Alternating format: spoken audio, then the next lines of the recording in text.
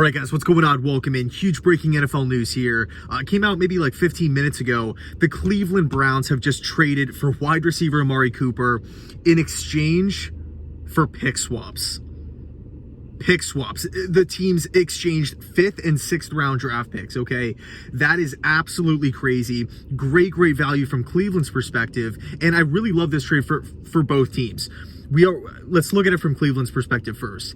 This is a team right now that, with all the OBJ drama, letting him go and everything like that, the whole Baker Mayfield situation, but it's looking like Jarvis Landry will no longer be with Cleveland next year.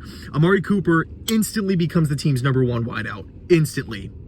Okay, so whenever you're in a position like that, whether it's free agency, whether it's a draft pick, whether it's a trade, you're making out well. Okay, now the downside is, of course, Amari Cooper's cap hit for the season. But look, again, you're adding a true number 1 wide receiver, a guy that Kevin Stefanski is handpicking for his offense.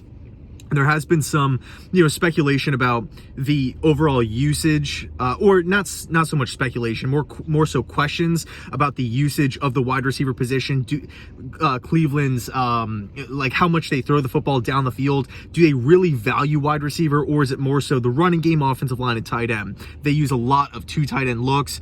So from that perspective, I understand, okay, you're taking on a lot of money for a position that might not be of highest value for Cleveland and that style of offense. But at the end of the day, if Stefanski's the one behind the curtain pulling the strings here, I think it makes a lot of sense. He could win one-on-one by himself. I think he's going to do a lot of really solid things for that offense as far as just separation and, giving Baker Mayfield a consistent threat on the outside. From Dallas's perspective, we know the financial situation here. They have to clear cap.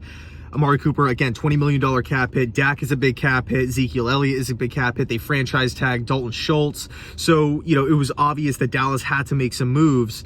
And Amari Cooper,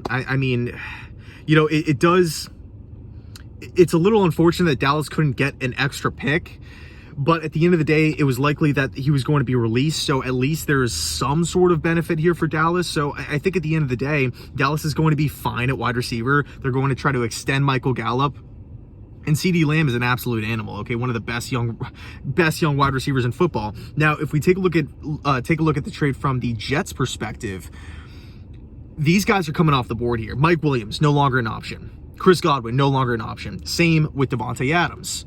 Calvin Ridley, suspended. Okay, the options at wide receiver are slowly but surely starting to shrink up. And let's see, we got another notification here. Eagles and Niners no longer interested in Deshaun Watson. But look, we've talked about a DK Metcalf trade. We've talked about the available free agents, or guys that are expected to hit the open market, like Christian Kirk. There's a lot. Juju Smith-Schuster obviously is another name. Will Fuller. DJ Chark is one of the guys that I feel like would be a nice fit in this offense. But yeah, it's going to be interesting. I think it just adds more of a sense of urgency to this front office, to Joe Douglas, to add a wide receiver 1.